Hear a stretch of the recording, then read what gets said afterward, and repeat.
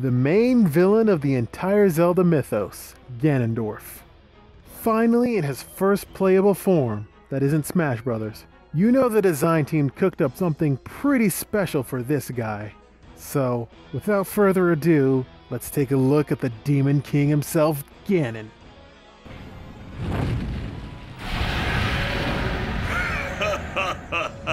Now, in order for this Ganondorf to be created, the designers had to draw inspiration from the Twilight Princess inspiration of the character, while drawing a couple of references from his Ocarina of Time incarnation as well. However, you can see a little bit of demise in there as well. They also gave Ganon a few little battle scars on his armor to make the fight with him seem a lot more real.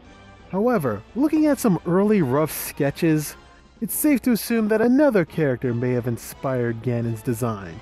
And that character is none other than the demon of the Dynasty Warriors franchise, Lu Bu. The black and red armor in his early designs support this theory. I mean, one of his early designs feature him wielding a halberd.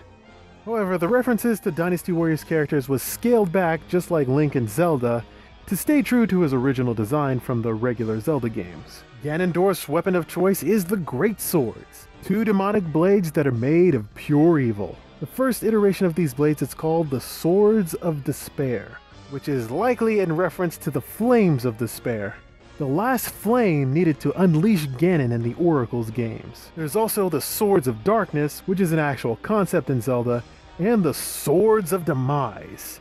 Demise being the final and ultimate boss in Skyward Sword, and these swords do look like something he would wield.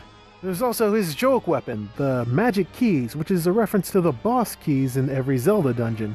And this is not the first iteration of Ganondorf dual-wielding swords. He's done this in the Wind Waker before. The way Ganondorf moves and marches across the battlefield is very similar to how Kagekatsu Uesige moves in Samurai Warriors. They also have very similar attack movements, since both of them dual-wield giant blades. The strength and fury behind each attack also seems heavily inspired by the destructive skills of Orochi, depending on which variation. Ganondorf's heavy attack comes with a special meter. When empty, it's a regular punch to the ground, similar to one of Lu Bu's attacks. When full, Ganon will rise into the air and slam into the ground with a darkness-filled punch, very similar to pre-Gen 7 Nobunaga's heavy attack. Ganon's first combo is planting his swords into the grounds and then proceeding to juggle enemies with them. Part of this attack comes from one of Kagekatsu's combo attacks, as well as Lu Bu's juggling abilities with his combos. His second attack is creating a ball of dark energy at the end of one of his swords and then slashing it forward. This is likely the same combo performed by Genshio Tachibana, as well as Sun Xuan. His third combo is swinging his swords in stasis, which ends in a large burst. The sword swinging skills definitely come from Musashi Miyamoto, while the loud burst part comes from Orochi X from Warriors Orochi. His fourth combo is creating a giant ball of dark energy with his hands, slamming it forward, which explodes into smaller balls of dark energy. This is partly familiar as Dong Zhuo's Rage Muso, as well as one of Orochi's regular attacks. His fifth combo allows him to summon a giant apparition of his beastly form to do a big swipe. And I honestly can't find any combos in the original series that are remotely similar to this move. However, Kenshin Uesigi can create a phantom avatar of the God of War, as well as Lu Bu having a just as devastating Muso attack, and Nobunaga having a similar ultimate attack. Ganon's weak point attack allows him to transform his arm into his beast form to perform a powerful strike.